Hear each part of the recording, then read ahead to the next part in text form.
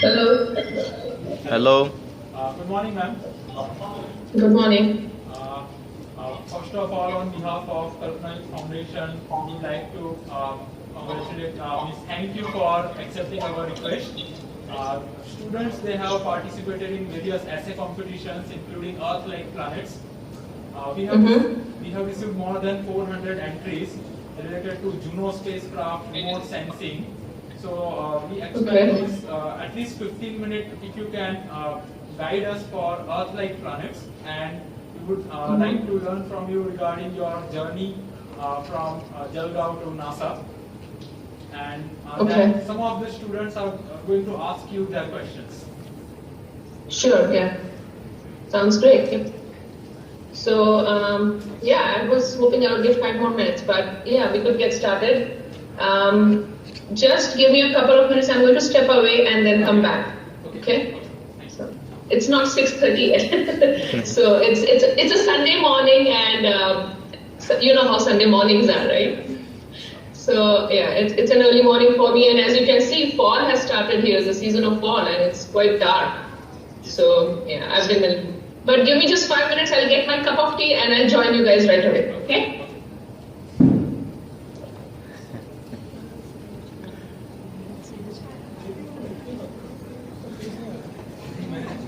Okay, 5 minutes. So I'm back.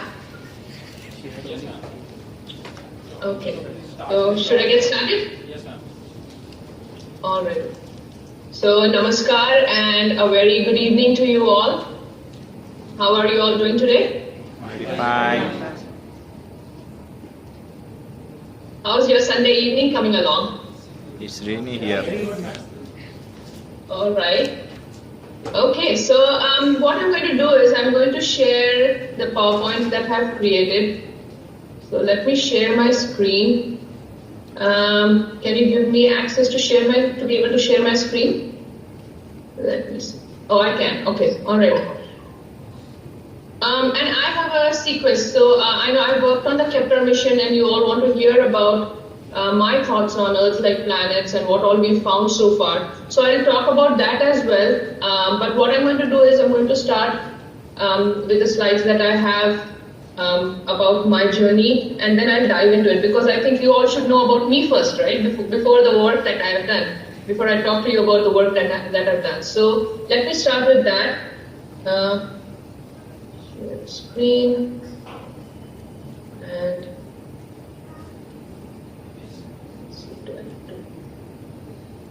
presentation.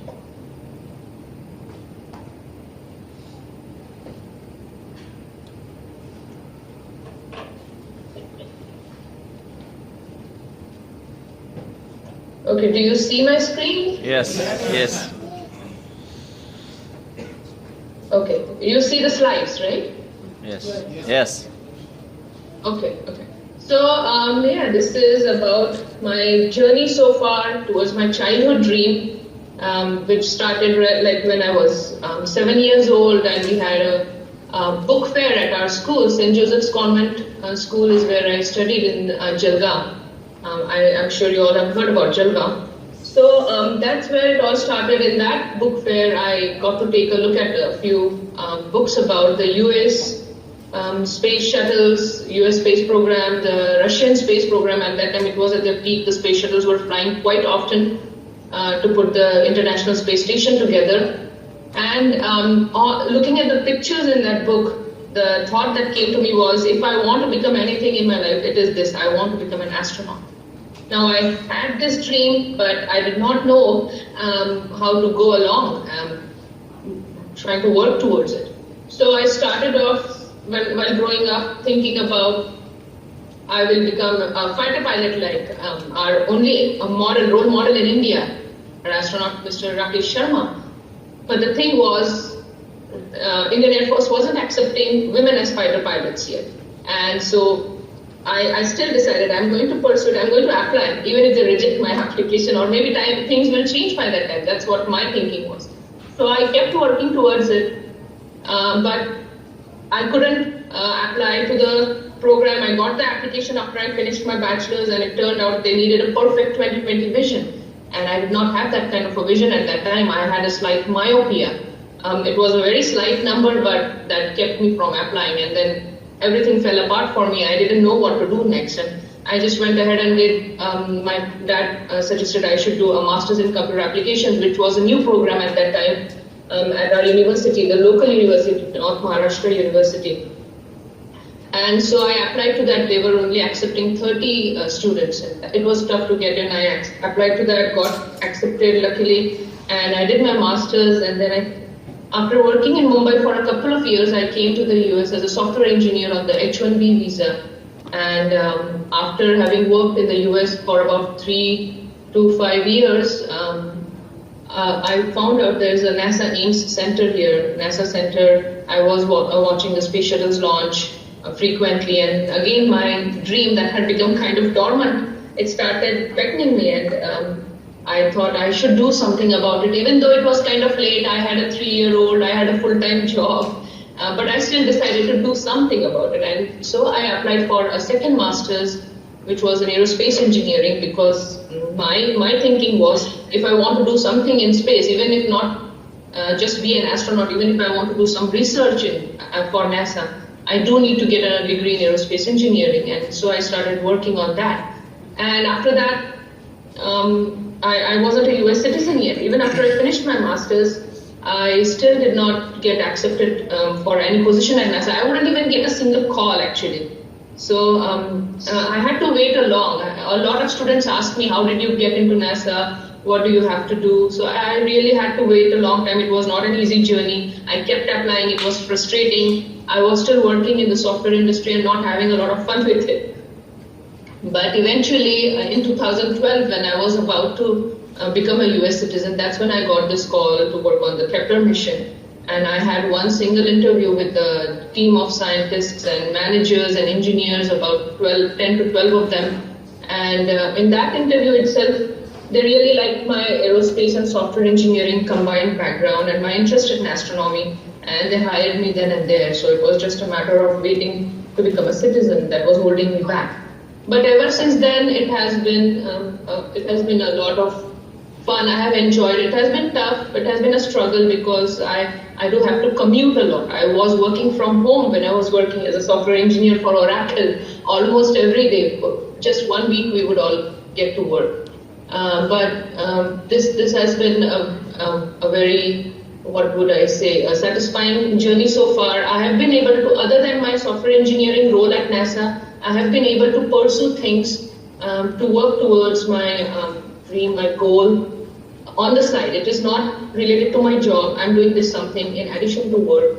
I got selected to be a scientist astronaut candidate for a couple of commercial suborbital projects now, Project Possum and Project Phenom. And as a part of that, I've been undergoing a lot of trainings to become an astronaut. I have also been a mission commander for HERA-7. HERA is Human Exploration and Research Analog, which is a NASA simulation at Johnson Space Center. I'll talk more about that and I'll share some pictures with you guys. But let's dive into the slides now. That is a little bit in a nutshell about me, and I have a lot more to share. So let me dive right into the slides right now. So you all know about NASA. So these are my slides, which are like combination for younger students as well as the older students. So the NASA has been around for about 70 years now, and we do a lot of research in not only space exploration but also aeronautics. Aeronautics is a major field also. It's a big research area at NASA. So these are a few examples of some of the NASA space missions that really are my favorite, some of my favorite. The space shuttle, which is such a great example of a human engineering feat, right? It is a spacecraft that can take off attached to a rocket, like a rocket ship, and it can come back and land on the surface of the Earth like an airplane, right? So isn't that great? Has there been any other spacecraft like that? No. So this is a unique spacecraft, and it's sad that we had to retire it. And I felt that we should have kept the space shuttles around at least till we had the Orion capsules ready, and we had something on the US soil that we could take up there in space, take astronauts up there in space.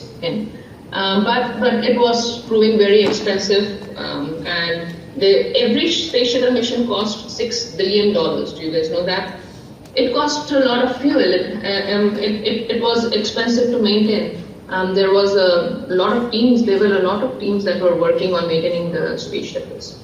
So, but it was a great example. It is a great example of human engineering feat, and I don't think we will soon be able to build another spacecraft like this. There are commercial companies that are building smaller versions of the space shuttle, like the X-Course Lynx.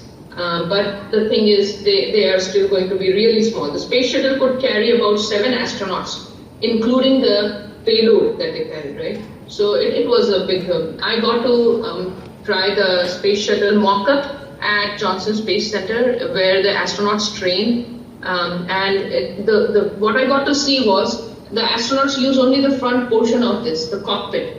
That's where this. Rest of it is to carry all the payloads. So that's one of the unique things that we have done. We have been able to carry so much up there. Do you know why the space shuttle was built? What was the objective? The objective.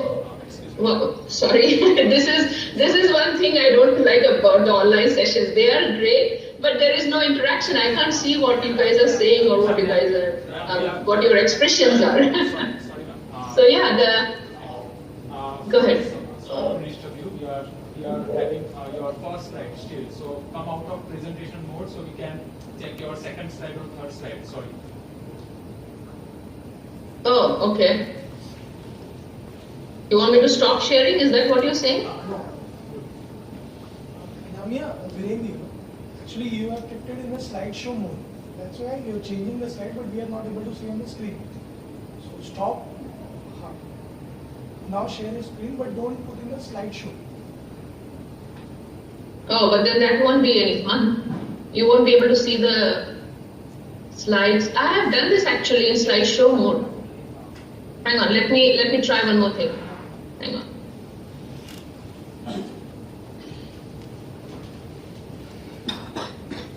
So yeah, while I do this, let me talk about what the space shuttles were built for. They were built to put the International Space Station together, right? Okay, there. Do you see it now? Yes. You see it? Yes. You see it in the slideshow mode, right? Yes. You see my space shuttle slide? Yes. All right, cool. So yeah, the space shuttles were built to take the modules of the International Space Station up there. The International Space Station was built entirely in space, right? In the orbit around Earth. And we did not have any means to carry all these large modules up there. And that is the reason why the space shuttles were built. Now, once the International Space Station was put together, then we decided that it's expensive. Now the space shuttles cannot really go beyond the lunar orbit. So as it can go at the max up to the moon, but it couldn't travel beyond that into deep space. And that is why the government decided it was not a good idea to keep them around. They were expensive, and so we scrapped them. They are in museums, which is a really good thing, but a sad thing that we are not using them anymore. So yeah, that is one great example of a human engineering feat, and so I have it as an example on my slide. The one below, I'm sure you all know this guy, Curiosity. It is another human engineering feat that we have been able to achieve, and that is because until we landed Curiosity on Mars, there was not a single rover that was this huge. How big is Curiosity? It's a 1-ton rover, which is huge. And to land it on a planet that has no atmosphere to slow down the spacecraft that's bringing Curiosity to the surface, and to land it in that kind of an environment where dust can get kicked off when the rocket is trying to land on the surface, plus the payload, the amount of payload, it's huge. Doing that was a great human engineering feat. I don't know if you all have seen the video, 7 Minutes of Terror. Yes, seen. You have, right? So did you see all the problems that they came across and how they managed to work around them? Yes. You've seen that, right? So, Yes. so this is the kind of an example that we as humans have achieved. So, and that is why I love the Curiosity rover. We had landed smaller rovers until then, but Curiosity was our first huge one-ton rover, which is an achievement for us as humans altogether.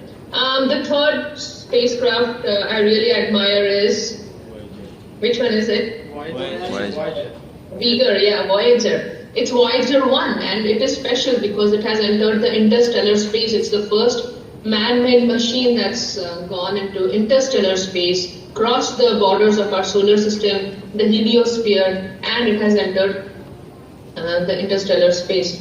So it launched in 1977-ish, right? So that was quite long ago, and we still are in contact with it, although a signal from it takes like about 30 to 40 days to get to us. We still have communication with it, and that's amazing. So that's one example. And then this little guy here is an unmanned aerial vehicle. It's the Global Hawk, which is an example of NASA's research in aeronautics.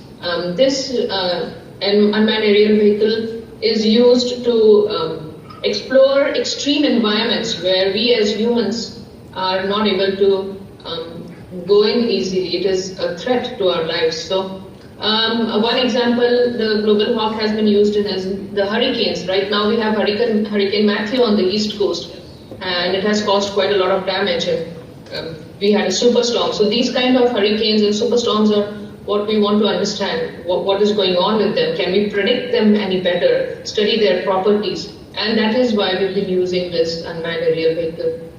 There is another location like a volcano, if you want to study a volcano. So these are our first step before we start sending humans for deep space missions. They will be accompanied by such UAVs and robots and rovers, so that the unknown areas, the unknown regions where it is dangerous for humans to step into, these guys will help us. They'll be our companions and our buddies. They will travel to those locations. They'll get information. They'll send us data back, images and all sorts of data. And then we'll be able to make decisions when we go on Mars, for example, or when we go on Titan or Europa. When we go to these places, these will be our companions, and they will help us by doing the research, preliminary research first. So these are a few examples. Another simple example of NASA research in aeronautics is NASA is trying to quiet down the engines on the huge jumbo jets. When we travel, like when I come from India to the US and come from US to India, we travel in the big Boeing 777s, and their engines are quite loud. And when you're traveling, when you're sitting in that airplane for 24 hours, it's a 24-hour journey for us to get to India. It is really annoying and bothersome to sit in that environment where there's a constant noise coming around. The white noise is really bothersome. And that's what NASA is looking at. How can we quiet the engines down? So that's another research area. So from every NASA research, there is a technology that comes out that is beneficial to us on Earth here. Do you guys know about spinoffs.nasa.gov? There is a website, spinoff.nasa.gov, which gives you a list of all the research that is being used in our daily lives here on Earth that has come out from the NASA research in space exploration and aeronautics. One example of that is the microwave ovens that we use in our kitchens. That technology has come out from NASA research also. So yeah, you can look up spinoff.nasa.gov and you'll find a lot of information there.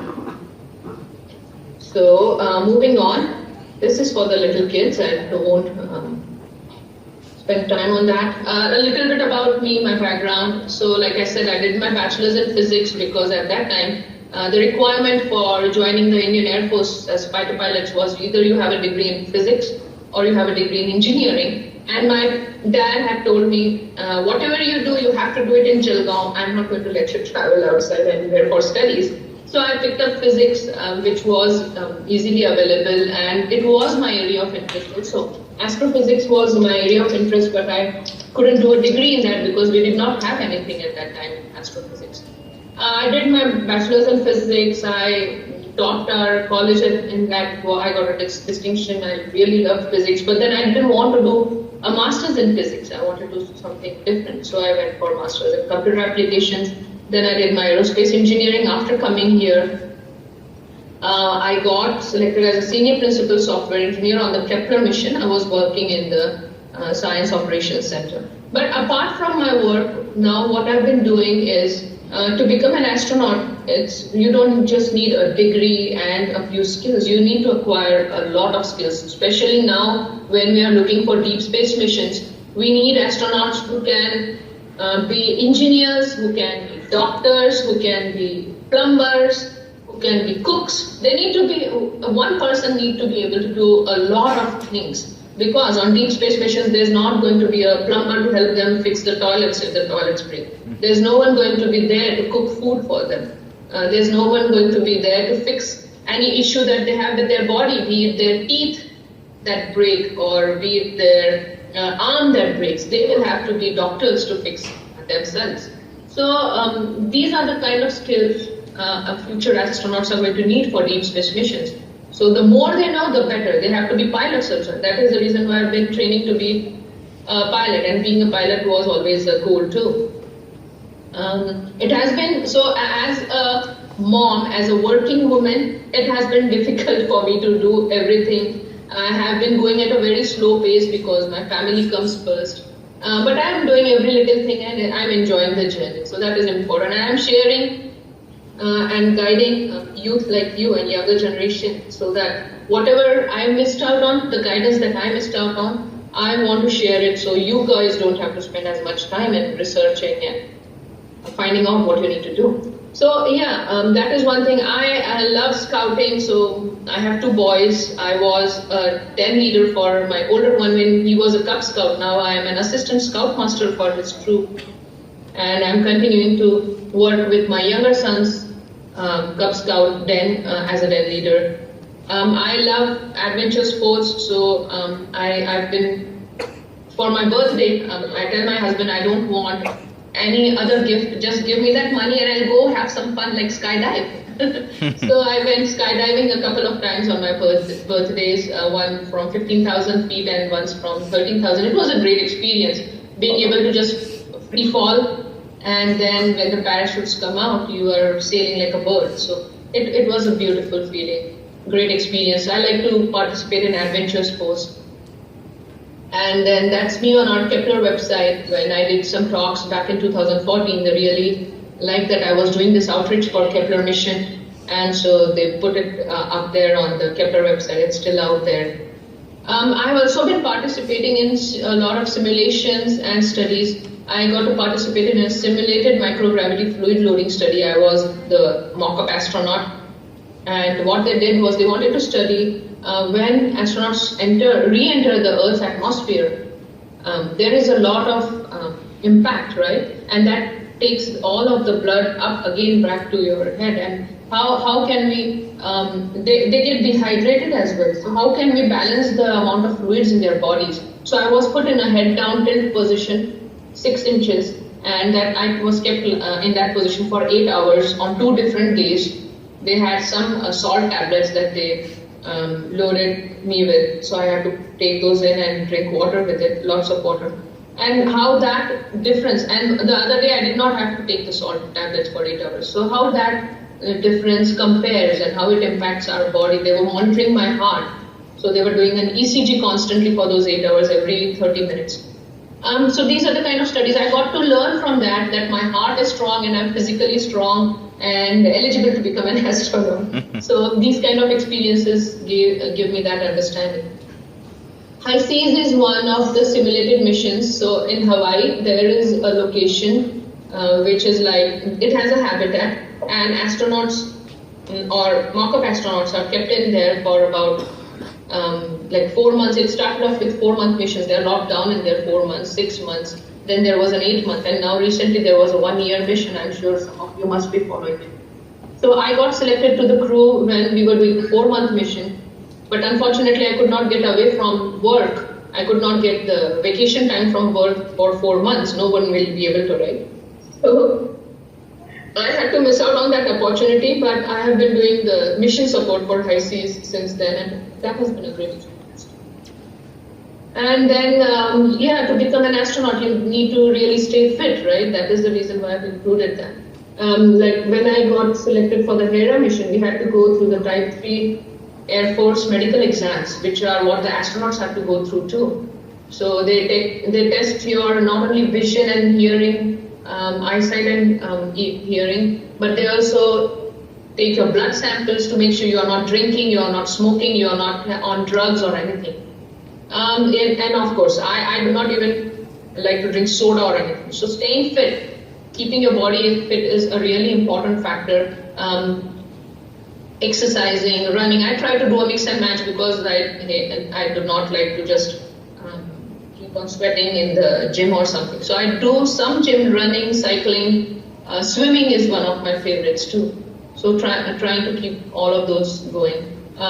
Like I said, skydiving, the adventure sport. I also choreograph. I'm not a trained dancer or anything, but just for fun, I've been singing and dancing since I was a kid. And to keep our culture alive here, we do a lot of celebrations. Even at NASA, I set up an India booth to represent our country at the cultural diversity event. So this is me when I was in the software industry in Oracle. I used to choreograph for our Diwali performances, and this is our 15th August performance here in the picture. As a community, Indian community here, we celebrate 15th August. So I try to teach moms and kids, two groups I have. I teach them dances. I try to keep it to regional, trying to show our culture basically, not the item numbers or those kind of dances. So we try to keep our culture alive here in this manner. Then scuba diving is one important skill that I thought I should acquire because astronauts train in the neutral buoyancy lab. There is a mock-up of the International Space Station at the neutral buoyancy lab at Johnson Space Center. They train there because underwater is where we can simulate microgravity the closest for the astronauts to train. In microgravity, there's no pressure, right? There's no atmosphere. So you need to be able to hold on to the spacecraft while you are performing spacewalks and fixing things on the spacecraft. And you cannot just go up there and start working on that. You have to train here while you're on Earth. And that is why underwater is where you get that experience the closest. And so we have a lab at Johnson Space Center for that. But the thing was, growing up in India, I was never trained to be a swimmer. And so I trained when I came to the US to swim as an adult. And I did not venture beyond 5 feet. So going in the depth of the pool at 12 feet, under the water, at the bottom of the pool, was a big challenge for me.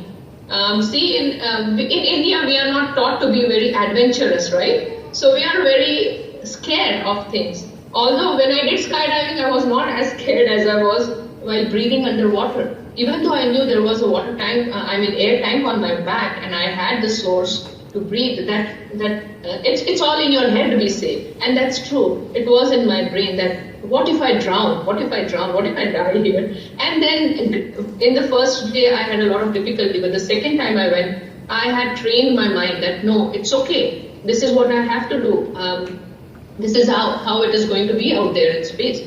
And then I overcame that fear, and then I got trained to be a scuba diver. So I give this as an example for you all, that if you have fears, overcome them. Don't give in to them. Overcome them. Fight your fears and go for it. Just be adventurous. Train yourself to be adventurous. So this was the biggest, toughest thing that I've done in life. I think falling from the sky is not as scary for me as breathing underwater, and I'm glad that I was able to overcome that fear.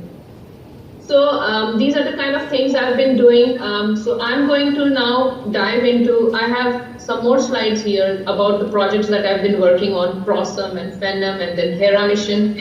But because you all want to know about the Kepler mission also, I'm going to switch and go to the slides for the Kepler mission. Otherwise I'm going to lose track and I'll forget.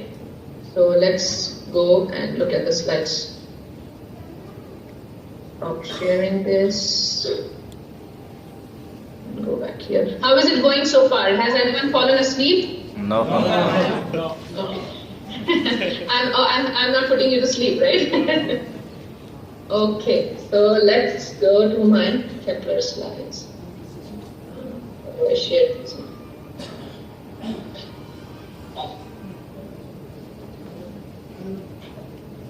Present. Okay. I'm presenting this. And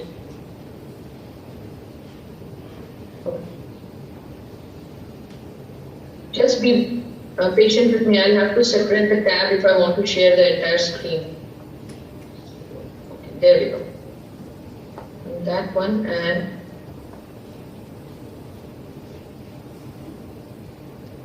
our handout is here.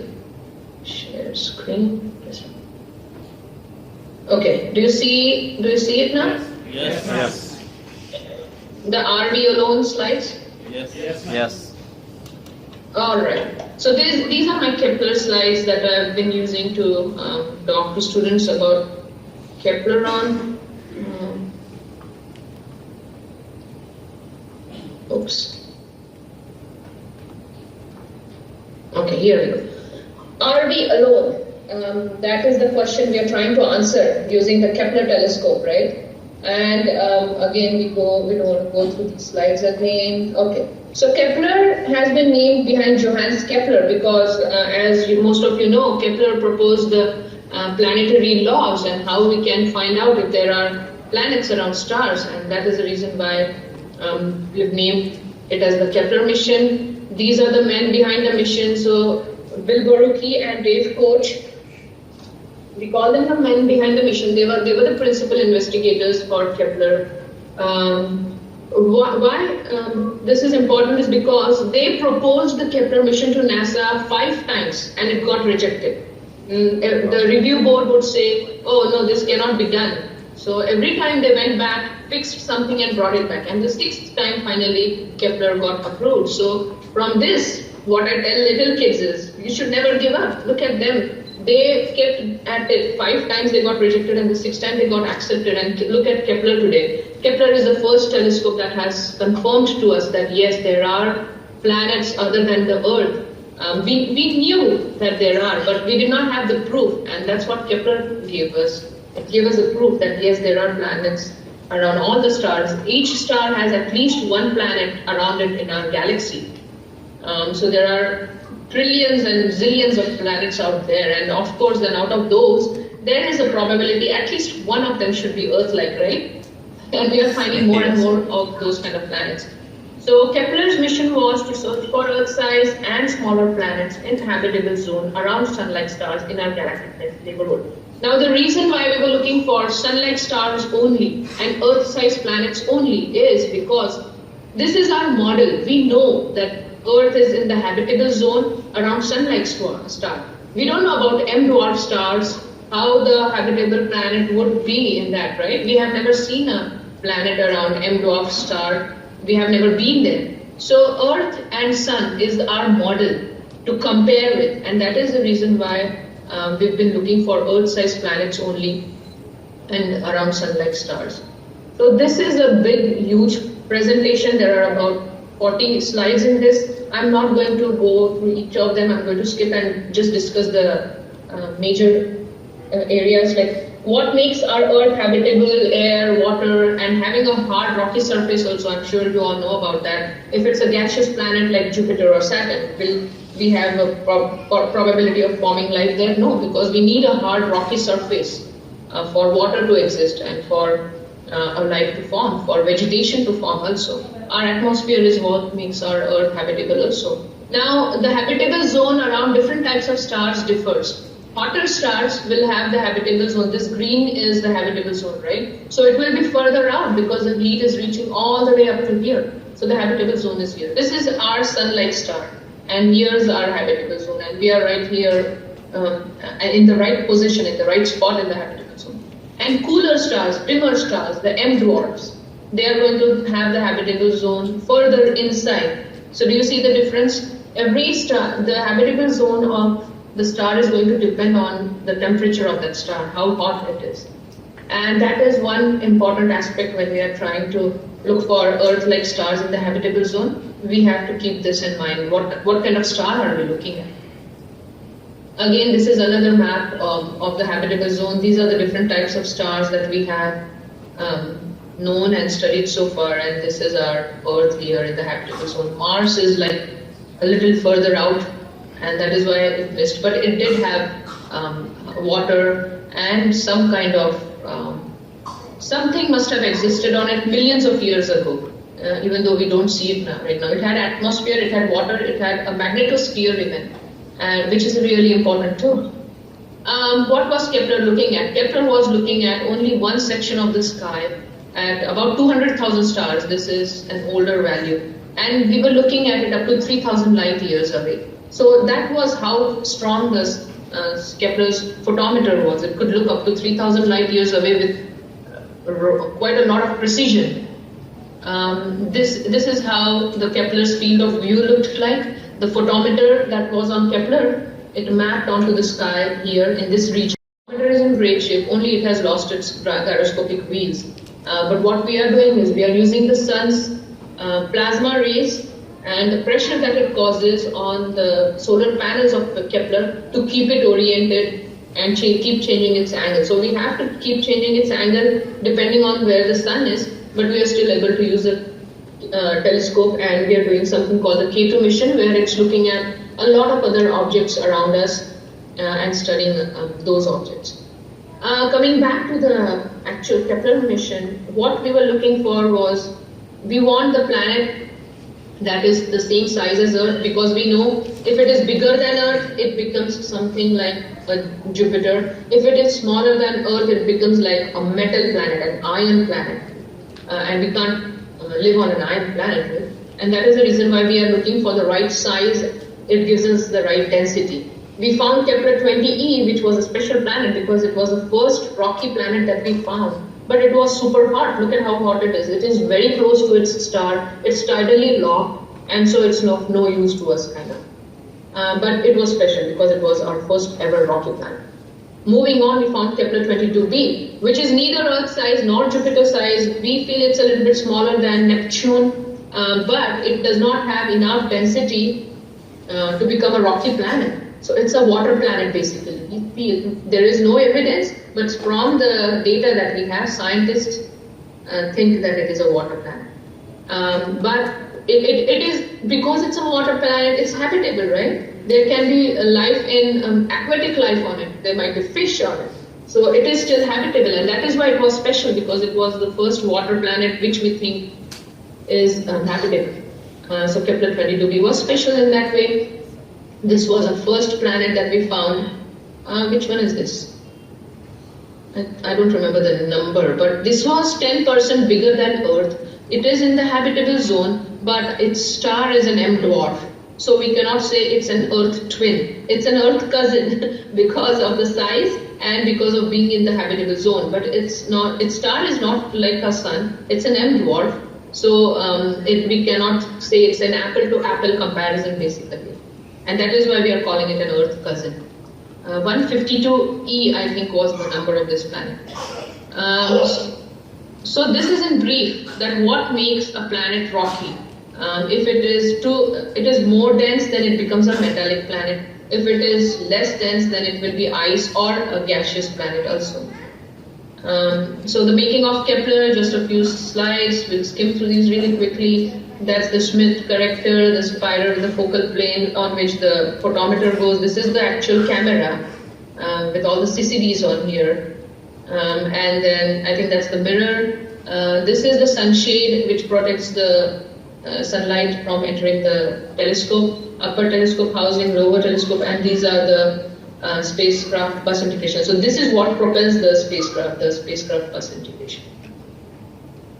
This is like an intersection of the telescope. If you look at it in that way, the light comes from up here. If you can see my mouse pointer, it falls on the primary mirror here, it gets reflected, and it falls on the photometer here, where it's measured, or pictures of it are taken, pictures of the light are taken by the photometer here. So this is all the instruments these are all the instruments in the spacecraft. And the solar arrays, the sunshade, photometer, you get an idea of how the telescope looks. A few pictures from the launches. This is the first image from Kepler. It was really special because it told us that it is giving us the results that we wanted. Not like Hubble, after the first picture from Hubble came, it was a disaster, right? If you all know, remember that? Yes. Yes. But that is why this image was really important. It told us that the telescope and the photometer is in great shape and it's working fine. It was not impacted by the harshness that comes from the launch. So moving on, how does Kepler work? Kepler is not taking actual pictures like our cameras do. It is taking pictures of the light. It's measuring the light coming from a star. So if you look at this little plot here, this is the light that Kepler is measuring. It's measuring, and when a planet crosses the star, what happens is there is a slight dimming in the light that is coming from the star. Now that dimming depends, the amount of dimming depends on the size of the planet. If it's a smaller planet like this, is it going to dim a lot of light? No, it will dim a very small amount of light. If it's a bigger planet, it's going to block a lot of light. So that's what is helping us determine how big the planet is. So it's measuring the light coming, the planet crosses and there is dimming and that curve drops. And then when the planet has already crossed it, it has gone beyond the star, then the light curve is going to come back and become normal. These dips are called transits, and these are the dips that we are looking for in the data that comes from Kepler. These dips tell us there are planets, and they also tell us how big those planets are. Okay? These are some examples of the light curves that we have gotten. In the beginning, the bigger planets were easily found. Why is that? Because they were blocking a big chunk of light that was coming from the star, right? Plus, there were some planets that were orbiting around their stars really fast at a speed of 3.5 days. Look at these orbital periods, 3.2, 3.5. They are orbiting their stars that fast. Imagine, what is the orbital period for Earth? A whole year, right? Yes. It takes Earth one whole year to go around the sun, but these are going that fast. And that is why they were easy to find, because we were seeing these dips every 3 or 4 days. So we saw a lot of dips coming in for these planets, and they were easy to find. But these that we found initially are all giant Jupiters, giant Jupiters. They were easy to find in the beginning because they were blocking a whole lot of light. Earth-like planets were difficult to find because they were so small and they were not blocking a big chunk of light. But gradually, we found all these. Look at Jupiter. Our Jupiter is small compared to this guy, right?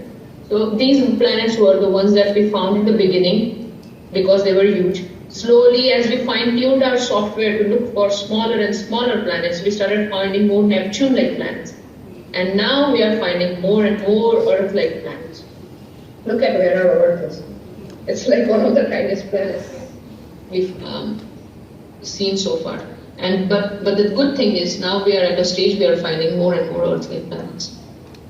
Some more special planets, 10b, 22b that I spoke about already.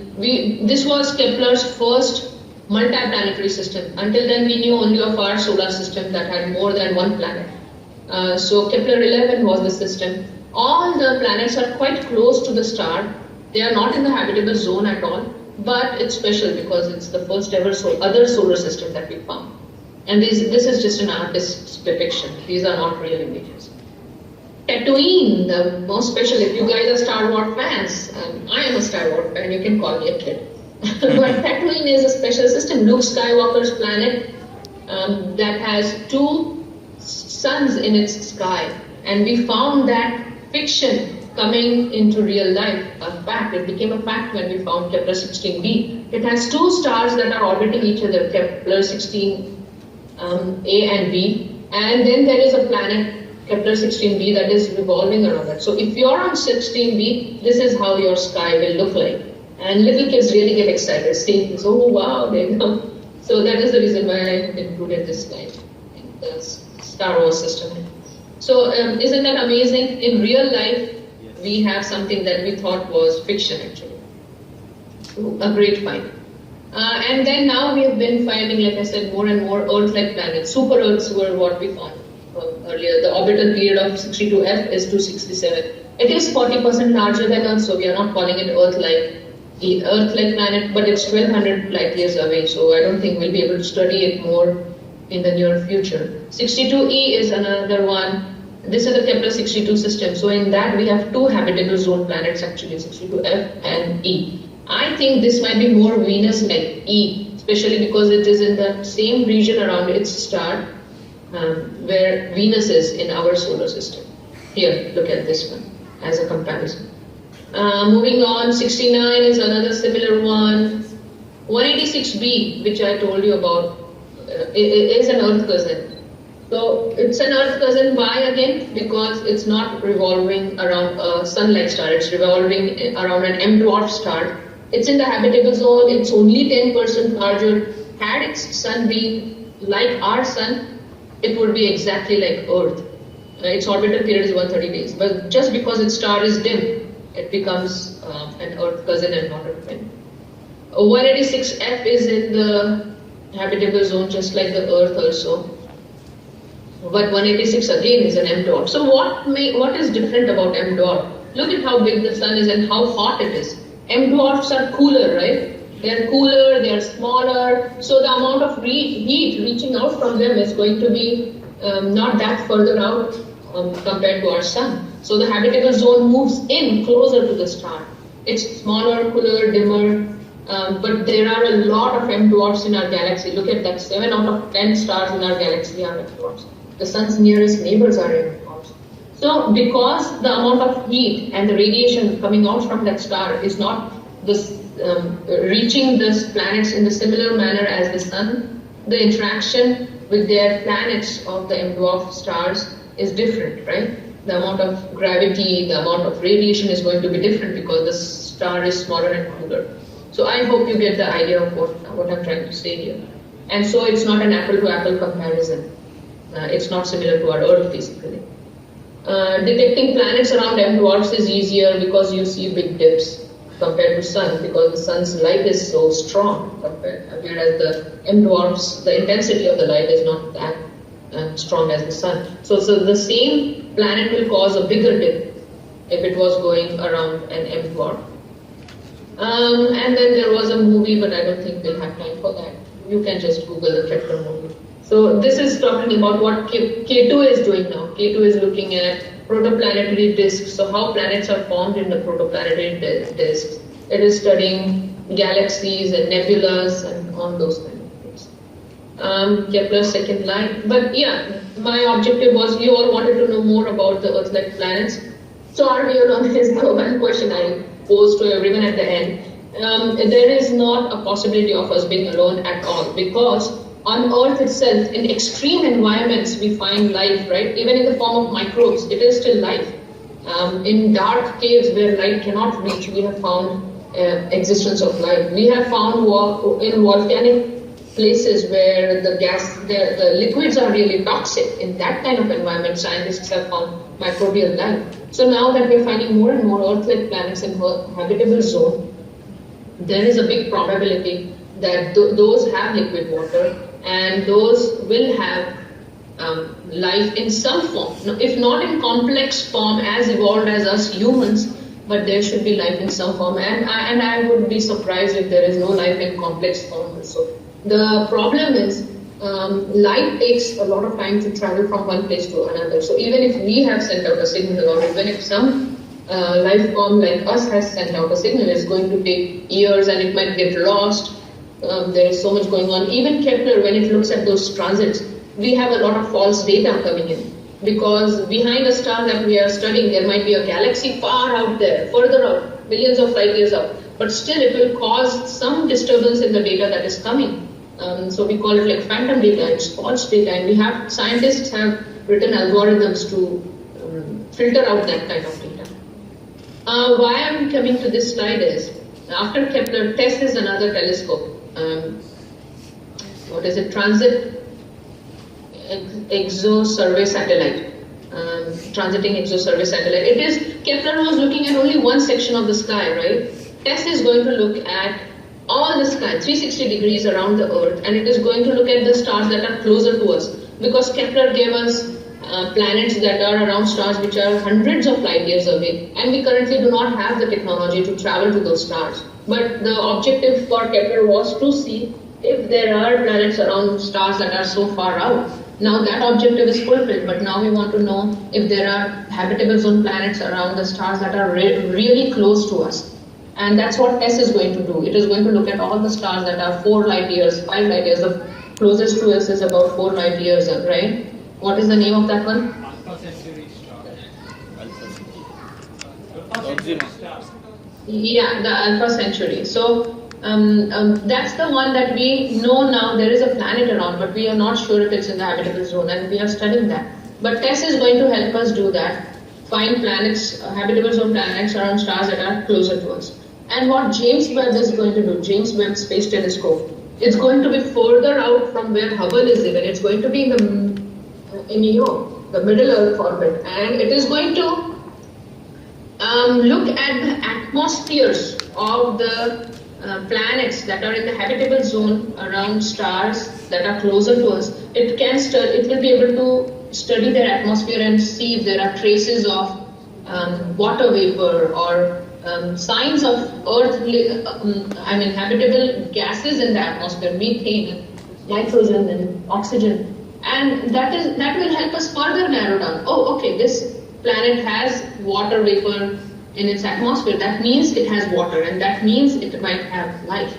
So now we cannot just say that, oh, these are habitable zone planets and so they will have life. No, science is based on evidence, and that is why we have to take it one step at a time. I know it is really slow, but we are at least doing something, right? Once JWST launches, it is going to be able to tell us, it is going to be able to study the atmospheres, and then maybe in the future when we have a proper propulsion technology, we'll be able to travel to those planets. And that's what brings me to the right point where I'll dive back into my other set of slides to tell you why and where are we going next.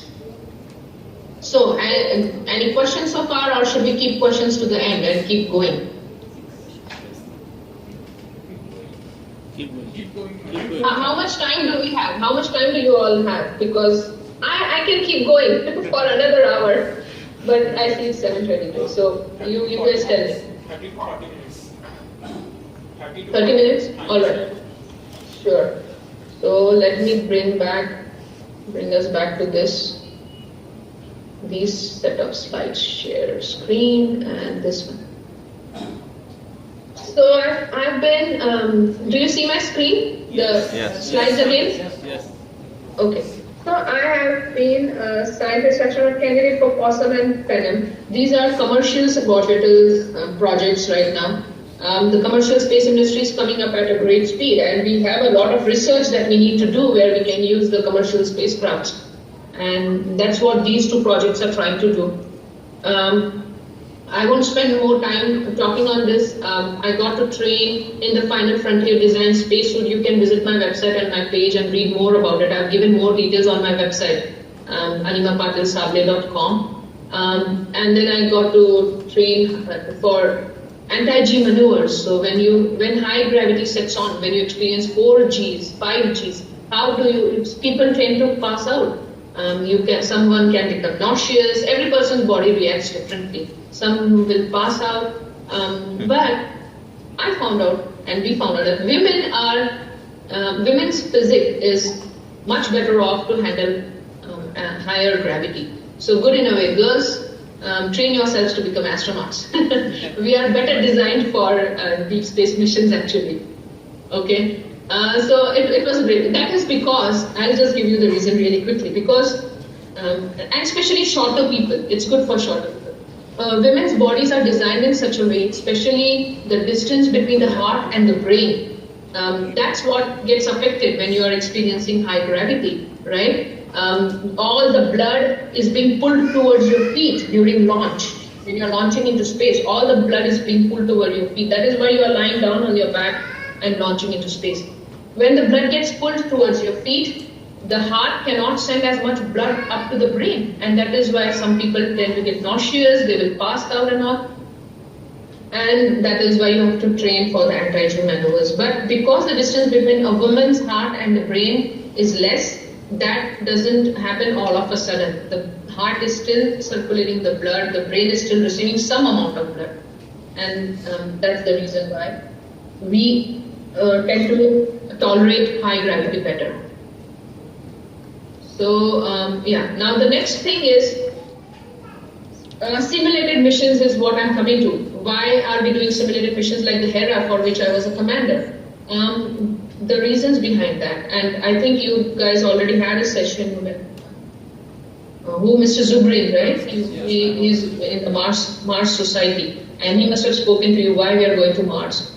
I'm going to try not repeat the same stuff, but give you my thoughts on it. So yeah, but the first thing I want to mention is Mars One. I know you must have heard about Mars One project. Yes. It's a reality TV show based project. They were hoping to take off in a couple of years, but I don't think it's going to happen. And I am not a big fan of that. Even if I did not even think of applying to that, because see, science is in its place and a reality TV show is in its place, and you cannot take people on a one-way trip and abandon them there. That's not right. But then we do not have enough research. NASA is one of the leading space organizations, and NASA has done so much research. It has so many rovers on the surface of Mars, but still NASA hasn't gone ahead with a human mission to Mars yet. Why? We are still looking at 2030 as the soonest when we can send astronauts. Why? Despite all the research that we have done, because we know we still are not in that place where we can just send humans right now with the research that we have. We have a lot more work to do.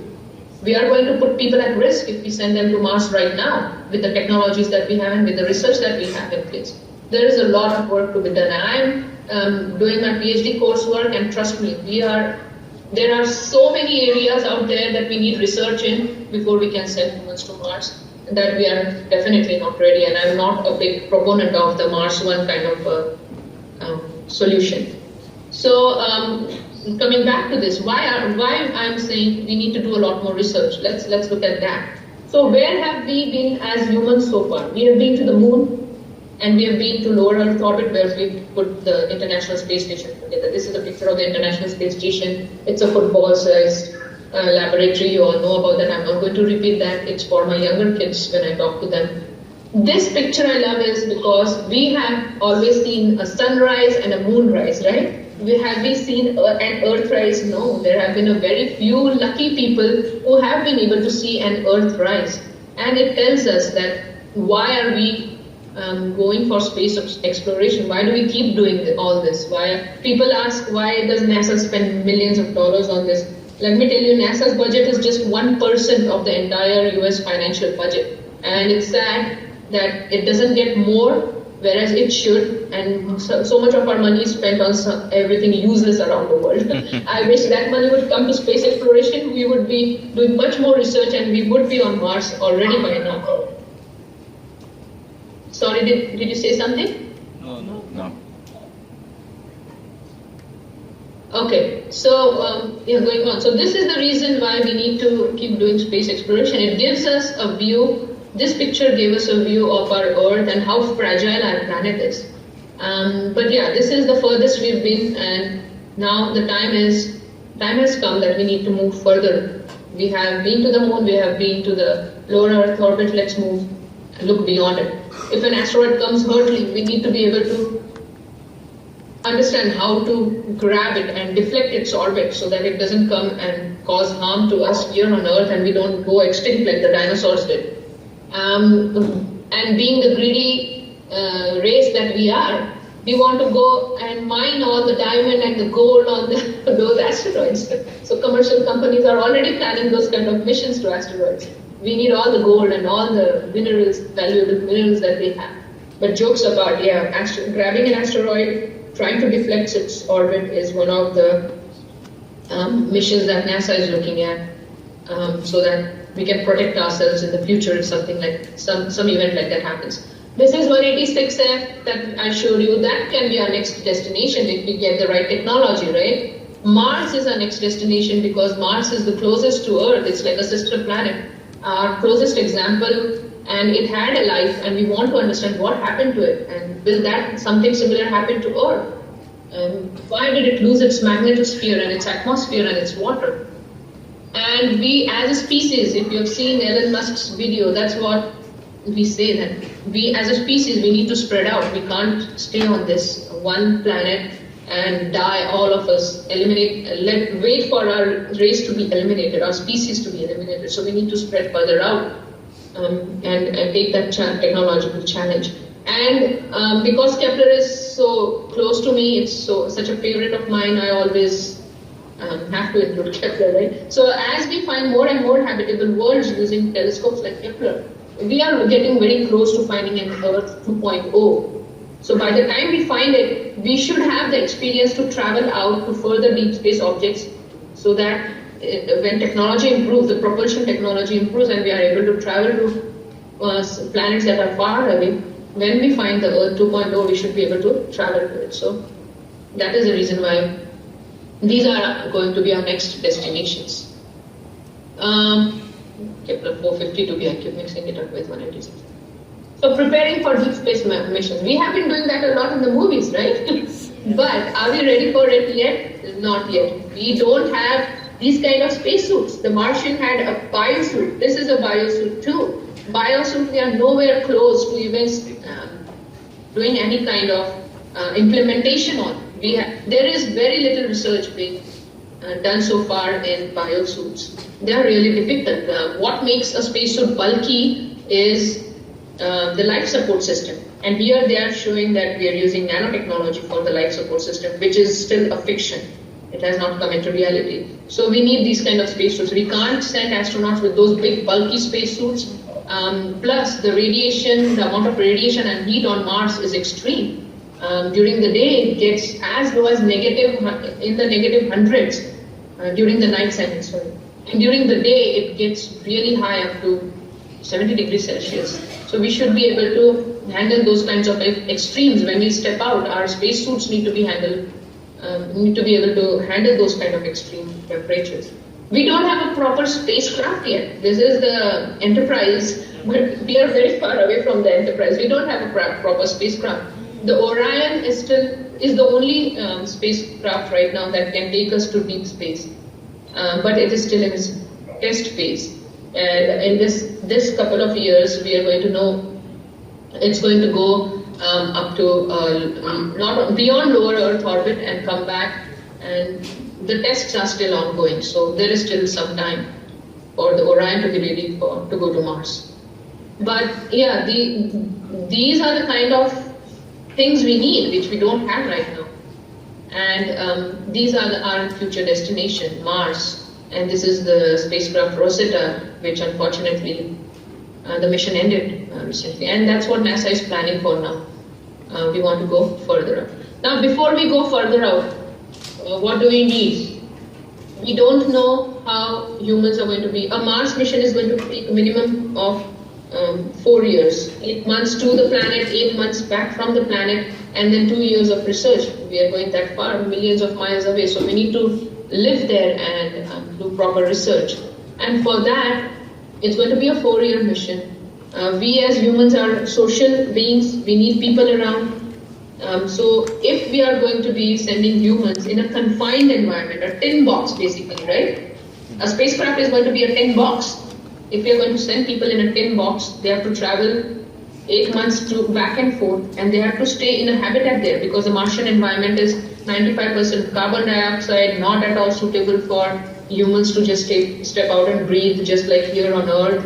So they have to be in spacesuits when they step out. They have to live in habitats when they are on the surface of the planet, which is again a confined environment. And being in the diving suit for hours, I know how difficult it is to be in that confined spacesuit kind of an environment and breathe in a closed environment. It's really difficult for a person to do. So we will not only need physically fit people, we will need mentally fit people too. How does that affect our psychology? How does solitary confinement affect our psychology? Will we go mad? Will we start fighting with each other? Will we start killing each other? That's what we want to understand before we send people on such missions. And that's what we are doing in the simulations. We cannot simulate microgravity here on Earth. We cannot simulate radiation, but solitary confinement, performance, the human performance, these are the kind of things we are doing, and we are keeping people in extreme environments. There is a base in the Arctic where people are performing these kind of missions, staying in this isolated environment and then exploring the surface in that extreme environment. They're doing that. This is the MDRS, Mars Desert Research Simulation. I'm going to go there in spring as a part of a crew of 6. And we are going to live in a habitat there for 2 weeks performing some research. So that is in Utah. It's a Mars-like environment, very much Mars-like environment. I'm planning to take a spacesuit with me there, and that is how I got to explore a few spacesuits. That will be a part of my research I'll be doing there. So MDRS is one such environment, and this is the Nemo. It's off of Florida, underwater. There is a habitat under the water because there might be situations where we'll be going on water-like planets. Titan and Europa, for example, the moons of Jupiter and Saturn, they have a watery surface. That's what we think. So if we go there and we have to explore, we need to learn to explore underwater and live underwater. And that is what the Nemo mission does. This is actually only for astronauts right now. Astronauts go under there and train, live there for 14 days at a time or a month underwater. And they go through a lot of tests and studies there. And that's the Nemo. And this is Hera. That's me and the Hera when I went in for my screenings. So before we started the mission, a month before that, I had to go for a psychological screening, a medical screening, and a lot of tests. I had to take a test that had about 450 questions. It was really boring, but that's how they are trying to gauge what kind of a person are you. Are you a person that is a team worker? Will people be able to get along with you? And that is why they do those psychological screenings. But that is the habitat which was our home for 14 days. We were locked down in there, and our only way to communicate with the outside world, there was no internet, no wireless, nothing. The only way we could communicate with the outside world was through the mission control. So the objective was understanding how solitary confinement affects the human psychology and then the human physical soul. Because there was no sunlight we were exposed to, right? For 14 days it was really dark, no fresh air, no sunlight, eating that astronaut food that astronauts eat on the International Space Station, which was dehydrated food that we had to hydrate, performing tasks for the whole day. We had schedules. We have our own iPads. Mine was titled The Commander. And in that iPad we had something called the Playbook, which had our timeline, just like the astronauts have on the International Space Station. So this was all specific to Hera because it is a NASA simulation. It was more like what the astronauts do on the International Space Station. So because it's a NASA thing, they already have the tools. And so we had similar tools that we were working on, similar food that we were eating. The only things that was not simulated was microgravity. Plus, we got to have showers every day, thank God for that. Astronauts don't get to have showers every day. They don't get to have showers at all. All they have to do is wipe themselves down for hygiene. So this was better.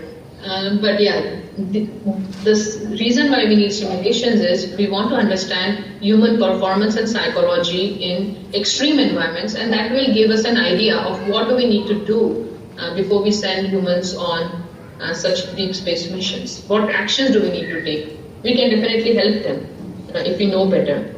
So for the Hera 7, our mission was to travel to this asteroid Geographus, which is in the asteroid belt in between the Mars and Jupiter. And we go, just like as all the real astronaut missions, we got to design our own patch.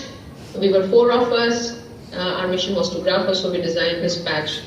Some of us were Superman fans, and so we went with that shape, the Superman logo.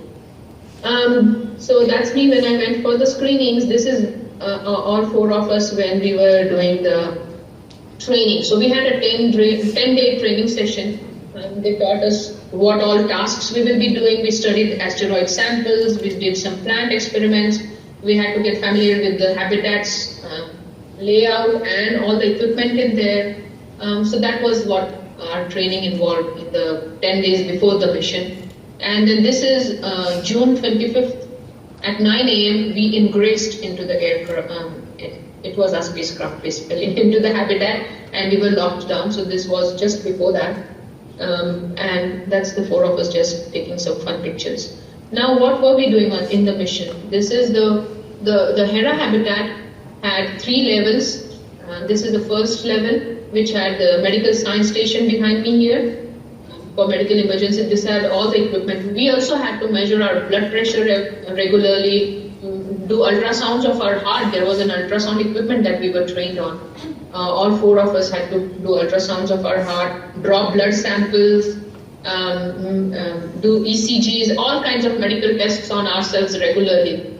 Then there was a time frame of 40 hours when we did not eat anything, we were not allowed to sleep. We were simulating that we had entered a meteorite and an asteroid storm, and we can't sleep when we are going through meteorites, right? Astronauts have to stay alert and they have to fly the spacecraft through the meteorites and the rocks, otherwise you will get hit and you will die. And that was what we were simulating. So in that kind of a scenario, you won't be able to sleep or eat.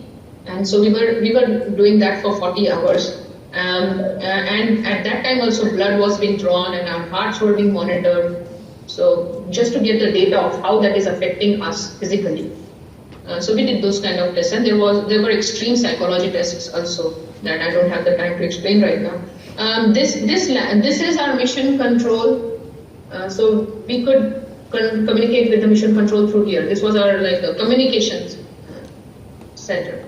So this little laptop was our way to communicate with the mission control. We had one station here and one upstairs.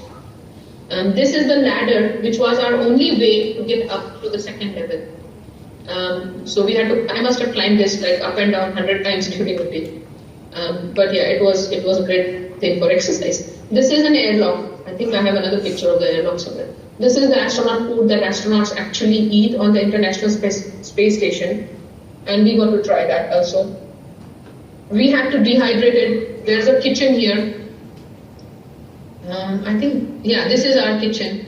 And in the kitchen, we had syringes, like the medical syringes, but we had bigger versions of those. So we had to fill those with hot water or cold water and inject that in here and let the food sit for a few minutes till it gets hydrated. Hot water for hot food and the cold water for cereals and all that kind of stuff for breakfast. But it was a great experience. That's me trying the shrimp cocktail, which is one of the popular dishes that the astronauts love because it's spicy. And in space, the blood is flowing all the way to your brain, so your sinuses are all blocked. You feel as if you have a cold because the blood is all inside your face and your head. And so you don't have that sensation of taste. So the spice really gives them a good kick, and that is why they really love the shrimp cocktail. I do not eat red meat, so that was one big criteria. They were like, okay, are you going to be able to do this? I'm like, yeah, I can eat everything else, so I'm fine. I will just not eat the red meat part of it, but I will eat vegetables and some of the seafood maybe.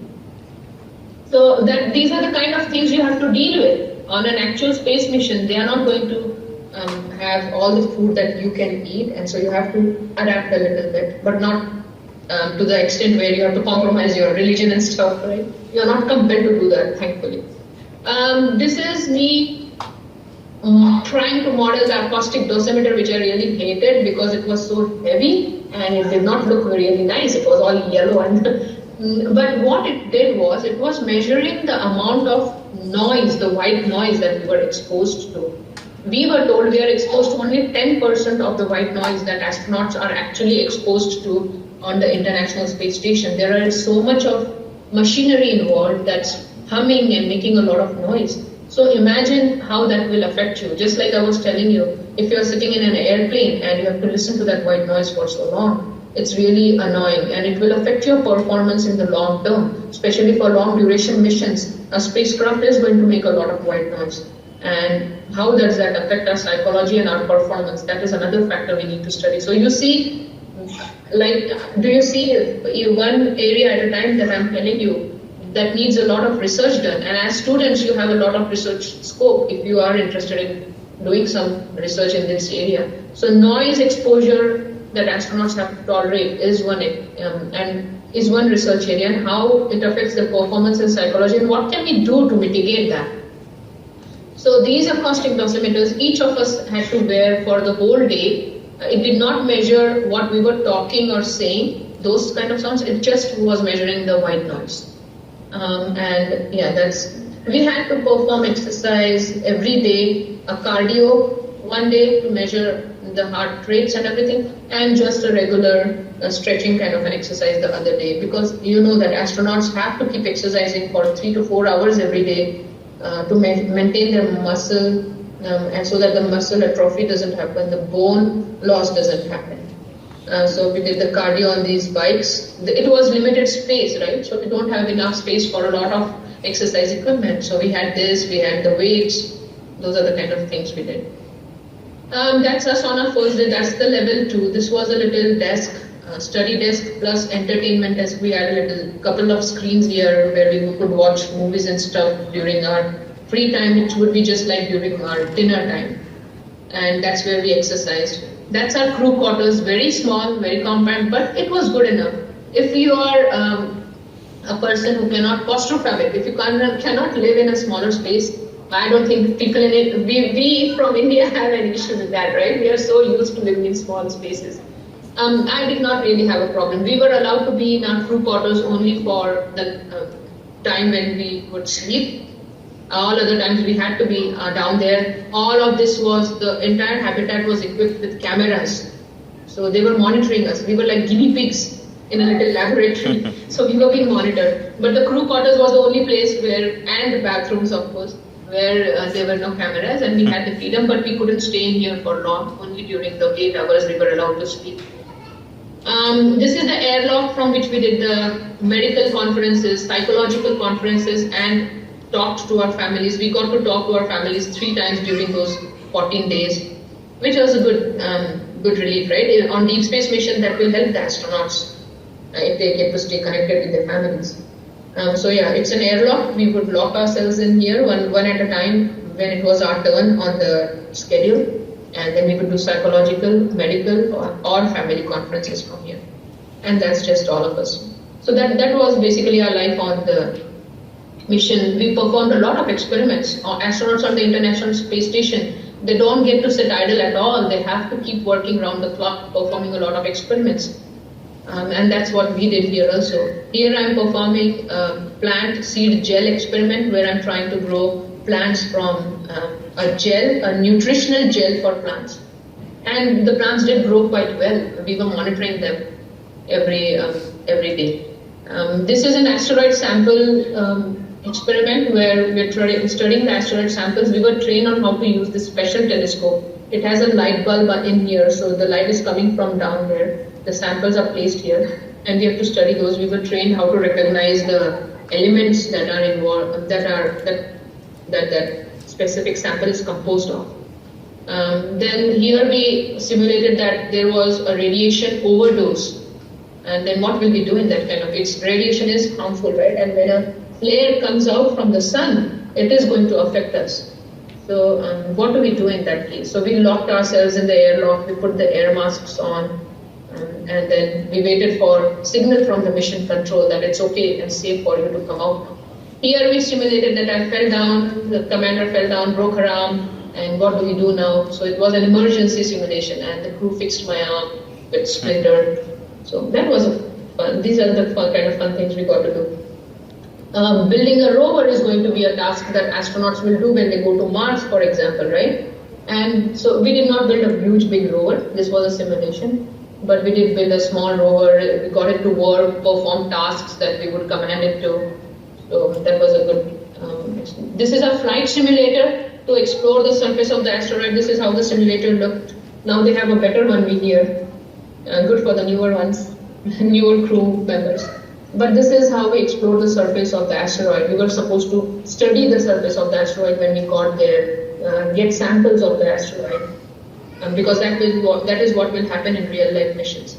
And our spacecraft is our living environment. We can't just let it sit there and not maintain it. So we have to maintain it here. I'm measuring the temperature of the air with an infrared thermometer. Temperature of the air that's coming out to make sure it's healthy for us to live. So these are the kind of maintenance tasks we have to do on the spacecraft or on the habitat also. So that took up almost all of our day, and there were some other things we did also. Something called collecting the biosamples from the surface of our skin, for example. Microbes, there are microbes growing, right? And we want to, astronauts actually do this on the International Space Station. In microgravity, what kind of microbes live on your skin, on the surfaces of your environment? So from the table surfaces, from the doors, we had to use the cotton swabs and get samples and put them in test tubes. And then we dropped them down the chutes and they were collected by mission control outside. So we sent them back to Earth basically for study. So these are the kind of tasks we did, and it was a great experience for me because it was as close to an astronaut experience that I would get if I don't make it to the NASA astronaut corps. But yeah, my objective is, see, age is one factor that is against me. I got a late start to work towards my dream, but my goal right now is to continue doing space exploration. I am not putting all my eggs in one basket. That's the message I try to give all the students. Being an astronaut is a really, really difficult thing to pursue, especially with the limited amount of astronauts that are selected. This time, you won't believe 18,300 people applied to the NASA astronaut program, and you have to be a US citizen to apply. Out of those 18,000, how many will NASA select? 8 to 9 or 10 at the most. Out of those 18,300, we as a small group of astronaut aspirants, we keep in touch and we found out 7,500 are engineers, and I am one in that pool. What is my chance of getting selected? Especially because if age is not a criteria that NASA mentions, but if they find someone younger than me with the similar skill sets, then they will go for that person, right? So that is the reason why I'm not going to put everything in that. I'm going to have a backup plan, continue doing research in this area, continue working for NASA, look at the commercial projects, and maybe I will get to fly through the commercial projects. That is why I'm being a part of Possum and Phenomenon, getting myself trained. The journey is important to me, sharing my experiences with people like you, so that I can give you some sort of motivation or guidance, if possible. Doing this is itself keeping me busy and happy, and this is how I got the school certificate. So it was a great experience. There are a lot of videos I have up on my website. I have been getting media attention here now in the US also. People are interested in my story. Women are finding it interesting, compelling, that you've gone through so much and you've come this far. It was not an easy journey. I had opposition from family, friends, and why do you want to do this? But it has been worthwhile, and they all now know that I'm not compromising on my duties for anyone, and I'm pursuing this as my last priority and doing my best with everything. So everyone is really supportive of me, and I really appreciate that. So with that, I think I'm to the end of my slides. You can follow my journey, connect with me on my website, Anima Patil-Sabale. I have a Facebook page also. So yeah, let's open up for questions. I'm here to answer all your questions now.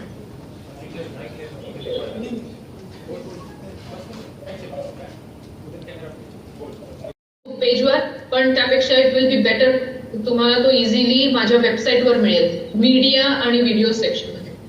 तर त्यामध्ये हा नॅस्टारचा experience completely वेगळा होता. Aircraft मध्ये नाही, centrifuge मध्ये.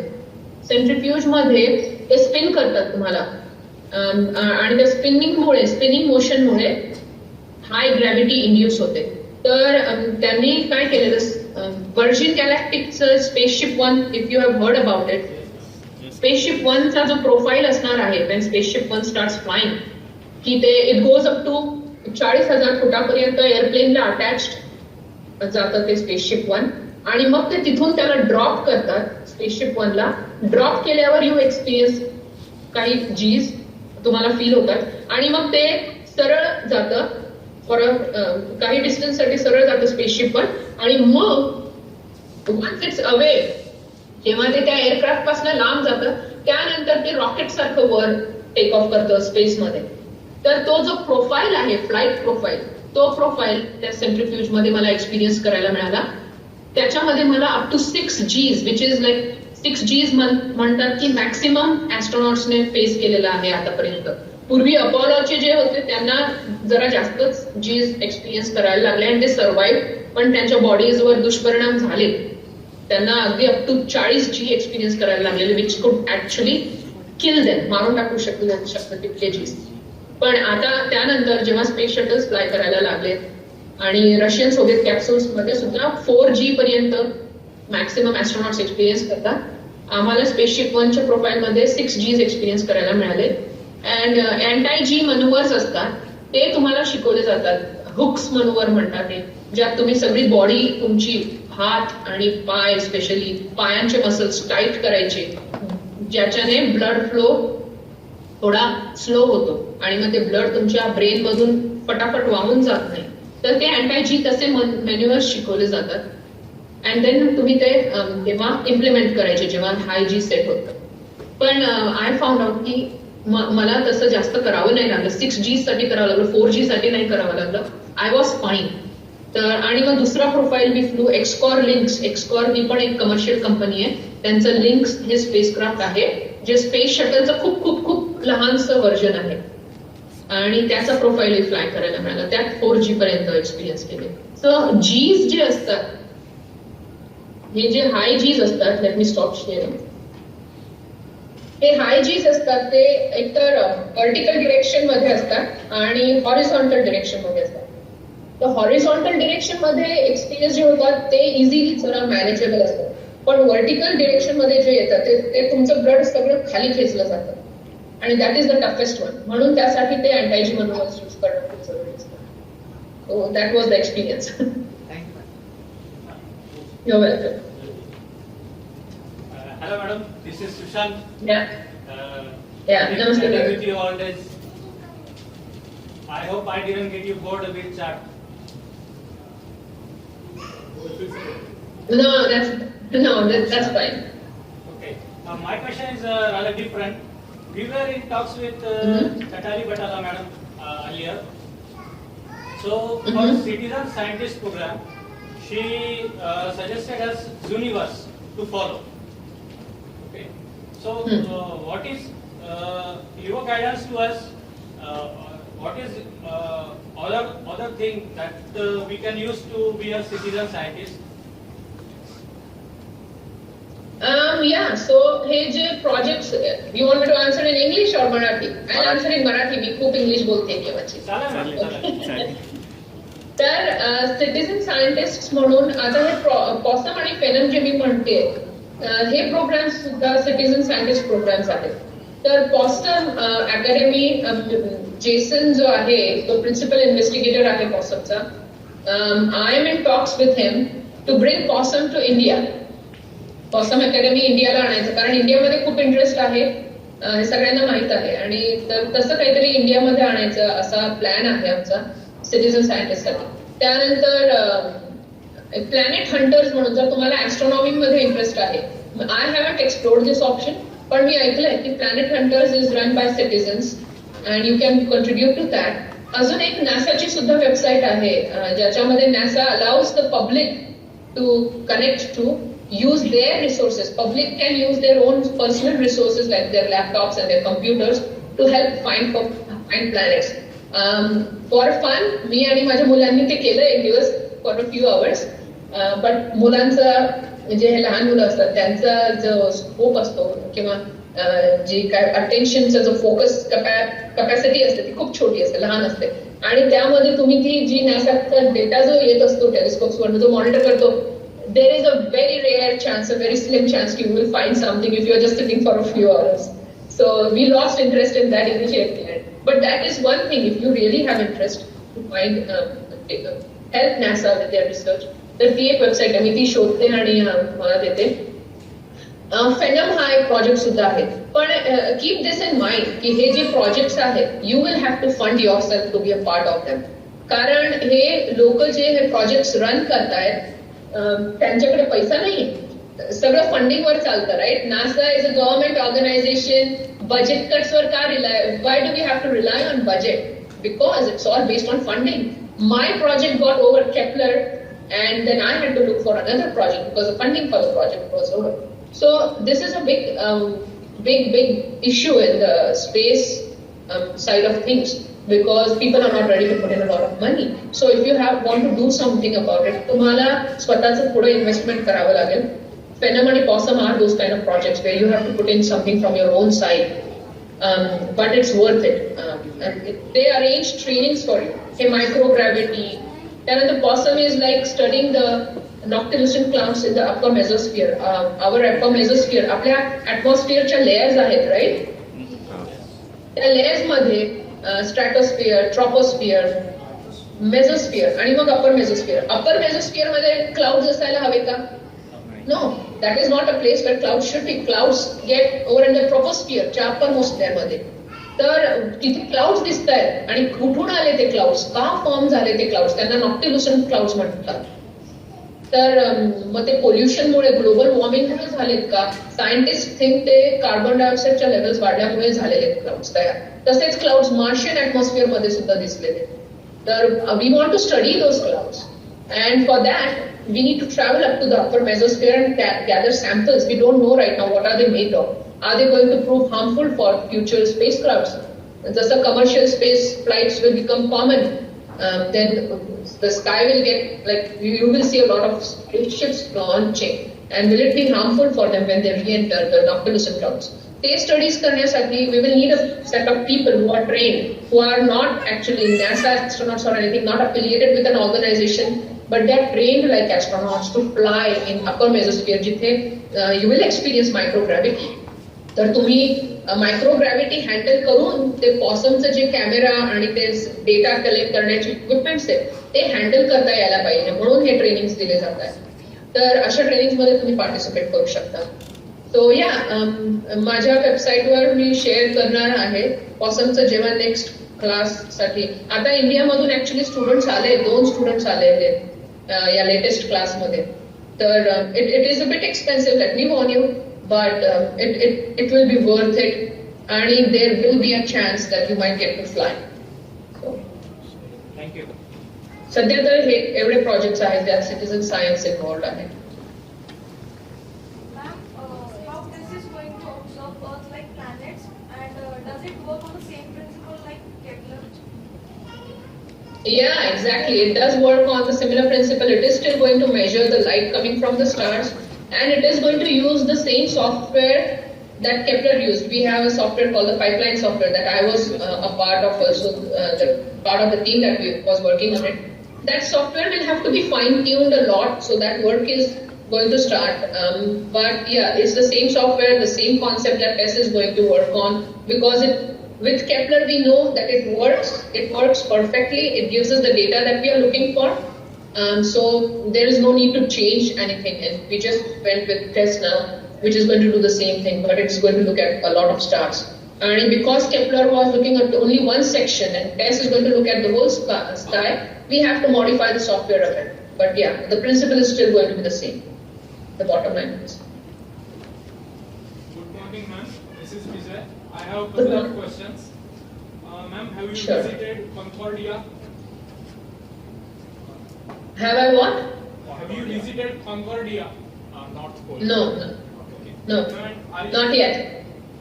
Ma'am, are you excited about the recent discoveries of Europa, moon of Jupiter? Yeah, definitely. Europa, we have known actually that there might be water or a liquid something on the surface of Europa. So it is an exciting find, and actually NASA is planning robotic missions to Titan and Europa now that we know that there is something liquid on it. So those robots, the spherical bots, they are going to drill through the ice surface and dip into the waters underneath and explore and send us data in form of pictures and all sorts of images and stuff. And that will help us narrow down and find out if there is life in that water. Because even though the sun's light does not reach Europa or Titan to that extent to have life, to support life or keep the surface water liquid, but the push and pull of Jupiter's gravity on those moons and Saturn's gravity on those moons is so strong that it generates internal heat on those moons. Internal heat itself warms up the liquid, and that is how it is. It is in liquid form under that sheet of ice on the top. So that heat, because of the gravitational pull, is what we think is keeping it warm and having a chance of life on there. And as for Concordia and the other extreme environment missions, I so want to be a part of it. But let me tell you, being a mom and being a wife and having a family and responsibilities, एका स्त्रीला कुठेतरी स्वतःला limit घालावेच लागतात. नाहीतर मला तर खूप काही करायचंय आणि मी बघते ज्यांच्या रिस्पॉन्सिबिलिटीज नाहीयेत त्या मुली आणि ते मुलं काय काय करतायत आणि मला त्यांचा हेवा वाटतो. पण आय एम हॅपी की मला एक फॅमिली सुद्धा आहे आणि माझे boys, I am watching them grow up. That is a big satisfactory feeling. I don't know what how my life would be without them, and I can't imagine, and I don't want to imagine life without them. So it's a matter of balancing everything for me, compromising and sacrificing a few of my desires for me. So yeah, and that's why I say that I got a late start to doing all this, but I'm happy with whatever little I can do. Otherwise, going to Antarctica is my goal also. But now my boys are little and they need me and my attention. So I have to stop myself somewhere. Hi ma'am, I'm Radha. First of all, it's so nice to be able to talk to you. Okay, so my question to you is, there have been so many astronauts who have talked about going into outer space and then coming back and then experiencing all of these psychological changes. And there's like looking at Earth from outer space, the effect that it has on them. So I've heard it's called the overview effect, I think. And so this institute called the Overview Institute, they're trying to create a similar experience using VR for people on Earth. And they're going to monitor the changes that we feel. So what do you think? Is it like really worth it? How do you feel about that? What is your take on it? See, again, it is the same thing. We are coming into the world of simulation again. Yeah, virtual reality will give you all that simulation. Like, let me tell you about this virtual bus. I think I've shared that on my Facebook page. That is doing a tour of the entire US. It's for students actually. From all the data that we have about Mars, just like the Martian movie, they have created a bus and they have put screens on the sides, on the walls of the bus, on which you see all the Martian landscapes. And it's like you have landed on Mars and you're driving through it. So they've just created that as a fun to inspire kids. But again, virtual reality is again simulation, just like, but it's just creating that environment visually. There is not only the visual factor that you have to consider, right? There is the audible factor, there is the physical factor of it that you miss out in virtual reality. We are doing these simulated missions, which are a better gauge of what solitary confinement affects, how it affects your psychology. Astronaut Scott Kelly is the first astronaut, along with his Russian counterpart, who have been in outer space for a year, right? So we cannot do those kind of missions. Why did we send Scott Kelly for a year? Because at the most, astronauts have been on the International Space Station for 6 months. And we have data about that, how microgravity has affected their bodies. From their visions getting poor, to them losing a lot of bone mass and muscle atrophy. A lot of effects have happened on their bodies in 6 months. So now we are trying to study what happens in 1 year, because long duration missions are not going to be for 6 months, right? They are going to be for years. So now that is the reason why we sent Scott Kelly for a year. How did radiation affect him? How did microgravity affect him? We at NASA got to do a session with Scott Kelly, a web conference with him, where for the employees of NASA, he shared his experiences. So he told us the amount of radiation he was exposed to for 1 year, it was so bad. His skin has become really sensitive. Even if he touches it, it burns. So that's how sensitive his skin has become. And it will take his body some time to adapt, right, to the Earth's atmosphere again. Reality environment with the simulated missions that we are doing already, then that might make sense to an extent. But again, you will have to be wearing some gear to experience that virtual reality, which won't be as realistic as if you take people and put them on in an environment on Earth which is similar to Mars.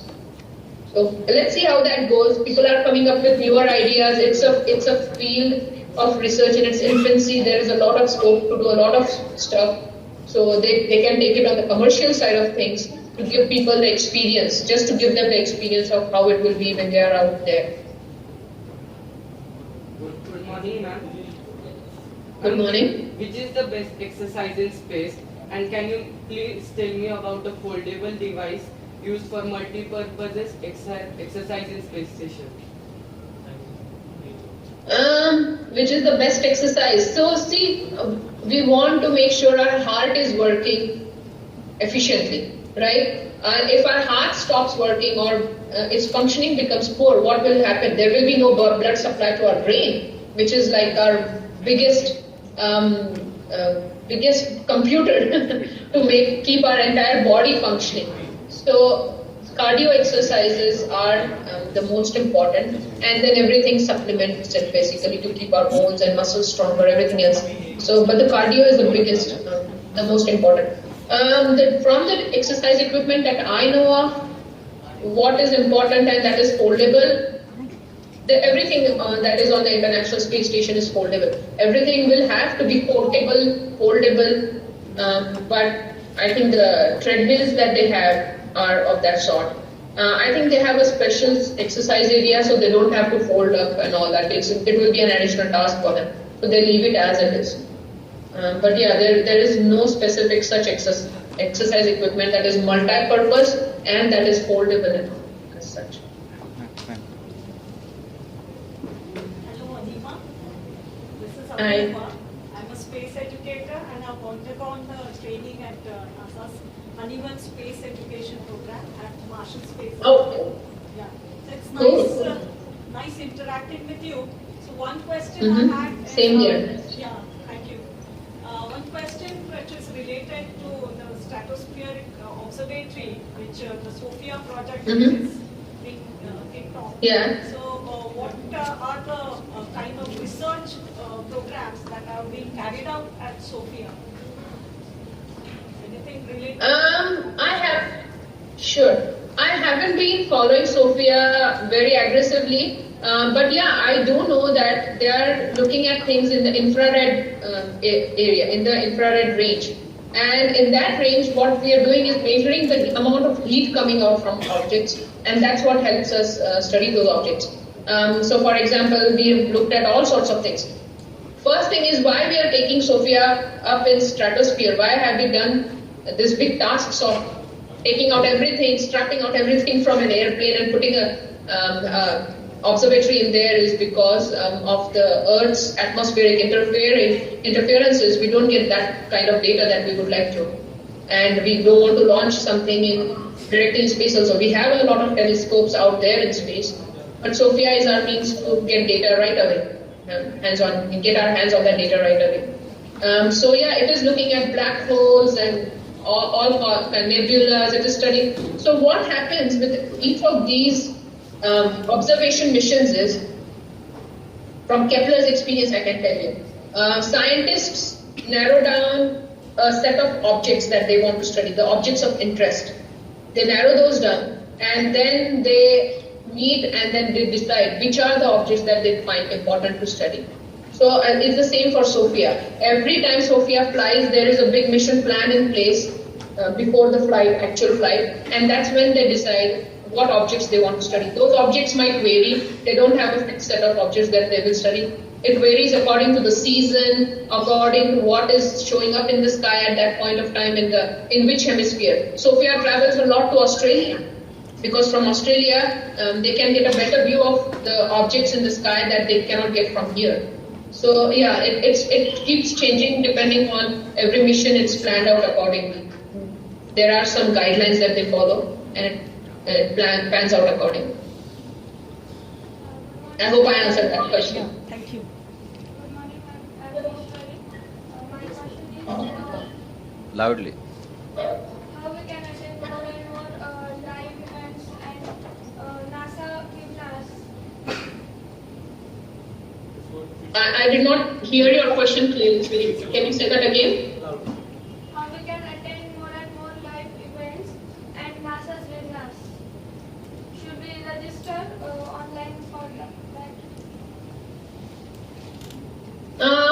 more and more events. I try to share something that I know of on my page, but I think you guys have been so much, the group, the club that you all run there, you have much more awareness about all the events going on than even me. I don't keep track of all the events, but yeah, NASA's website is the best, and the NASA Facebook page is a good source also. If there are live events happening, they are telecasting them right away on Facebook these days. So that's a good thing actually. I get these notifications, NASA live in progress. But there is a NASA TV also, if you want to look. That's not live all the time. They have pre-recorded educational programs for students that you can look at NASA TV. If you go to the NASA website, you will see the NASA TV link in there. But yeah, I will do a better job of posting on my Facebook page and website if I know of any upcoming important events that you all can participate in.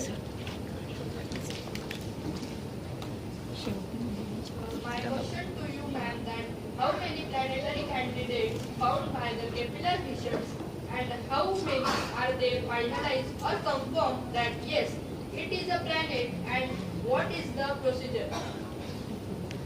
So, beta, as we keep getting newer and newer data, that number keeps changing. It's been a while since I checked the Kepler website, but the last time I checked, there were about 1,500 confirmed planets. And that number, if you want to see, let me take you to the Kepler website. I can show it to you. It keeps changing. So the best place to check that is you go to. I think there are more than 3,300 Earth-like planets. 3,000. Oh, they updated that, huh? Yes. Okay. So yeah, if you go to kepler.nasa.gov, right there on the top, you will see the number of confirmed planets, the number of planetary candidates, and that keeps changing. So yeah.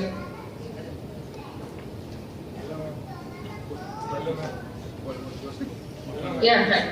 This is why it goes and I have to know about extravehicular activity and its training on land. Extracurricular activities and Extravehicular. oh, extravehicular activity and what its effects on humans, you are saying? It's training on Yeah. ground. It's training on ground. It's training on ground. Like I said, it happens at the Neutral Buoyancy Lab at Johnson Space Center. There is a big swimming pool basically. It's a swimming pool and it has the mock-up of an International Space Station, in the pool. Astronauts, they suit up in their space suits and they dive into the water and they are helped by people because they are in those big bulky space suits, right? So they do need help from people. But yeah, they are down there training on that mock-up for hours, like 3 to 4 hours. Each spacewalk or an EVA takes about 6 to 7 hours, depending on the task that the astronauts are performing out there in space. So yeah, they have to, that's what we are doing as a part of the research in space suits also. Astronauts have to be out there in that environment for hours. And I don't know if you have heard about that event where Mike Massimino, his helmet flooded up with water. And it proved very risky. They had to get him into the airlock right away in an emergency. So what do we do in those kind of situations? Why did that even happen? There is research going on all those kind of things.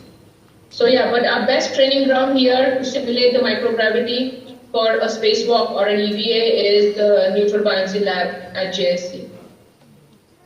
Good morning, ma'am. Good morning. Ma'am, can you please tell us about something about the space junk and how does it causes any problem during the space missions? Sure, yeah, there is a lot of space debris accumulating around our Earth in the lower Earth orbit, especially because all our satellites are up there, right? You must have seen those images of all the debris that is around the Earth. Right now, it is still not posing that big of a threat to the International Space Station because that is our spacecraft that is all the time out there compared to all other satellites that are in middle Earth orbit or in the geosynchronous orbit. So, but these do pose a threat, and there are a lot of plans going on right now. Commercial companies are looking into it also, that we need to clean up the space debris. That is another field of research if you guys are interested. How can we do that? Can we just grab it and bring it and burn it in the Earth's atmosphere? How much will it cost? How much will the expense involved be? Is there a better way of just incinerating it in that orbit itself? So, but then we will have to travel up to that space debris. So yeah, space debris is a big issue of concern and research right now. So far, there have been a few incidents where the International Space Station has had to be maneuvered around the space debris, but normally it has been alright. But at this rate, if we keep sending satellites and leaving them up there when they are not functioning, we are going to accumulate more and more, especially with the commercial spaceflight coming up.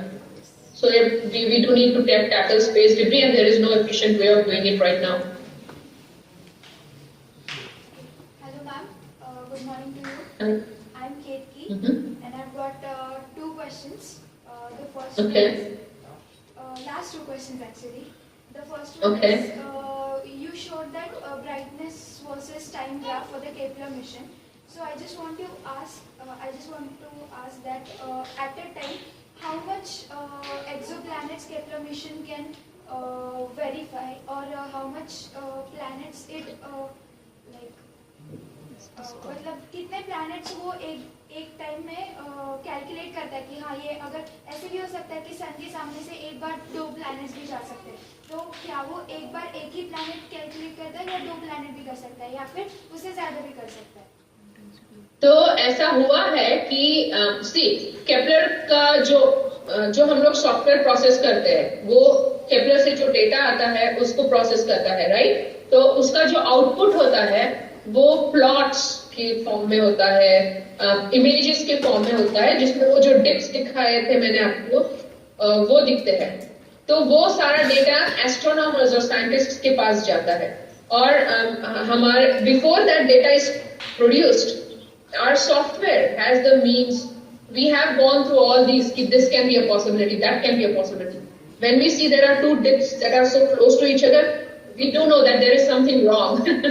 दो planets एक दूसरे को इतना close follow तो नहीं कर सकते, तो कुछ तो गड़बड़ है, ये समझ में आ जाता है। तो ऐसे जो सिनेरियोज हो सकते हैं उसके लिए एल्गोरिथम्स लिखे गए हैं। जैसे दो dips close together can also be caused by one planet around that star, or like I said, a galaxy in the background or some other star in the background can cause that interference also. तो उसको handle करने के लिए MATLAB में scientific algorithms लिखे गए हैं। We had scientist programmers who were experts in doing just that part. तो उन्होंने वैसे एल्गोरिथम्स लिखे हैं जो ऐसा डेटा नैरो डाउन करता है, फिल्टर आउट कर देता है, and then all you have is the fine tuned data, जिसमें ऐसे duplicates वगैरह नहीं होंगे, false data नहीं होगा, ghost images नहीं होंगे, और फिर वो scientists और astronomers के पास जाता है, and then they are experts like Natalie Batalia, you guys spoke to her, right? So she's a scientist like that. She's an astrophysicist. I'm an engineer. I don't have a lot of astrophysics background, but she has that expertise. कि वो जो देखती है वो plots, so that she can tell. There are other scientists on the team also who have their own specializations. So वो data देख के they can tell what is a planet and what might not be a planet. And then अगर ऐसा suspicion होता है कि this might not be a planet, we go back and we look at the data for that object, that star again, and then we reprocess it. It depends on what is the mean at that time. But at a time कितने planets, तो वो हमारा जो software है उसके through सारा data process होता है, तो उसमें you can specify the number of targets, they are called the number of each Kepler has each star that Kepler studies has a Kepler ID, and then we are allocated the Kepler IDs that the scientists want to look at. तो वो जो targets होते हैं, तो कितने number of stars हमको एक बार में प्रोसेस करने हैं डेटा for those stars, वो हम specify कर सकते हैं. So we have done like anything from hundreds to thousands to 10,000s. The maximum number of stars Kepler has studied has been 200,000 stars. So पर ये भी ध्यान में रखना पड़ता है कि can you process all the stars at one go? No, because our computers are not that powerful enough, right? Actually हम लोग सुपर कंप्यूटर यूज करने लगे थे by 2012. because we had data from 2009 और केपलर का ऐसा है कि we can't just take portions of data, right? एक स्टार के लिए अगर अर्थ लाइक प्लैनेट फाइंड करना है तो we have to find 3 transits और एक ट्रांजिट के लिए कितना टाइम लगता है 1 whole year. तो हमको 3 साल का डेटा चाहिए अर्थ लाइक प्लैनेट फाइंड करने के लिए because 3 years was the minimum, 3 transits was the minimum criteria to confirm कि हाँ ये अर्थ जैसा ही है जिसको इतना टाइम लग रहा है and it is the same size and all. तो for that we had to process 3 years worth of data और वो डेटा हमारे जो क्लस्टर्स थे वो they were not enough to process it, so we had to start using the supercomputer. So based on that requirement and all the limitations that we had, we have to specify the number of targets, and we can specify any number that we want as long as it is manageable by the supercomputer. Good morning madam, शेवटचा प्रश्न मराठीत विचारतो. James Webb telescope जी आहे ती एक्सोप्लॅनेट detect करेल का आणि करेल तर कशा प्रकारे करेल? जेम्स वेब टेलिस्कोप हो, तर जेम्स वेब टेलिस्कोप हा मल्टीपर्पज टेलिस्कोप असणार आहे. तो विजिबल लाईट पण स्टडी करणार आहे, इन्फ्रारेड लाईट पण स्टडी करणार आहे, पण तो स्पेसिफिकली एक्झोप्लॅनेट साठी डिझाईन केला गेलेला नाहीये. म्हणून तर आपल्याकडे टेस्ट आता लॉन्च होतोय. कारण जी टेक्नॉलॉजी यूज होते केपलर आणि टेस्ट मध्ये ती जेम्स वेब मध्ये तशी नाही असणार आहे, राईट? केपलर आणि टेस्ट मध्ये फोटोमीटर आहे जो लाईट मेजर करतोय. जेम्स वेब मध्ये तो नसणार आहे, पण जेम्स वेब एक्झोप्लॅनेट्सचे ऍटमॉस्फिअर स्टडी करू शकणार आहे कारण तो इन्फ्रारेड आणि विजिबल लाईट दोघेही ऑब्झर्व करू शकतो. सो या त्याचं mission is not going to James Webb is not going to have one specific mission.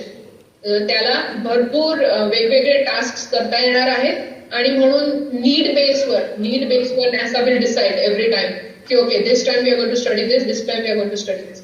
Like for example Kepler आणि टेक्सचं एकच मिशन आहे, study those stars and find exoplanets. पण James Webb is not design for one specific thing. It is going to be on an as need basis. We will be studying a lot of objects, different objects. Madam आपने काफी time दिया. मैं एक चीज बताना चाहता हूँ कि हम लोग अभी जो इंफ्रास्ट्रक्चर यूज कर रहे हुए हैं टाटा इनोवेशन सेंटर. सो ये सेंटर में काफी अलग अलग डोमेन्स पे अलग अलग ग्रुप्स पे काफी सारे यंग इनोवेटर्स वर्क कर रहे हैं. अगर आपको कभी भी कुछ ऐसे चैलेंजेस लग रहा है कि ये चैलेंजेस आप स्टूडेंट्स के साथ डिस्कस करके इनको थोड़ा एज असाइनमेंट अगर आप देना चाहते हैं या आप डिस्कस करना चाहते हैं तो Tata innovation centre and Kalpana youth foundation हम आपसे फिर से कभी भी जब आपको अगर फ्री टाइम होगा तब हम आपसे एक बार फिर से बात करना चाहेंगे. Sure, yeah. Yeah, let's see how things pan out. I hope आज का सेशन यूजफुल रहा हो. Yes. And yeah, very much exciting रहा हो. Yeah, definitely. Let's keep in touch for sure. madam. Jaideep just mentioned about your UN World Space Week and congratulations. Yes, we are celebrating the World Space Week. Madam actually ये हम 4th time world space week celebrate कर रहे हैं नासिक में. तो अलग अलग teams और अलग अलग कॉलेज अलग अलग स्कूल्स में जा जाके हम पोस्टर्स, ऐसे कॉम्पिटिशन्स, पेपर प्रेजेंटेशन कॉम्पिटिशन्स, तो हम काफी टाइम से ये ऑर्गेनाइज कर रहे हैं. तो आज मींस 9th है और कल फाइनल प्राइज डिस्ट्रीब्यूशंस वगैरह है. तो आगे भी ऐसे इवेंट्स हम कल्पना यूथ फाउंडेशन नासिक में और ऐसे इवेंट्स जिससे और सारे स्टूडेंट्स आप और साइंटिस्ट से नई चीजें सीख के ये जो भी स्टूडेंट्स है उनको काफी इंस्पिरेशन मिलता है ऐसे इंटरेक्शन. हमने ये first time. Yes ma'am. This is a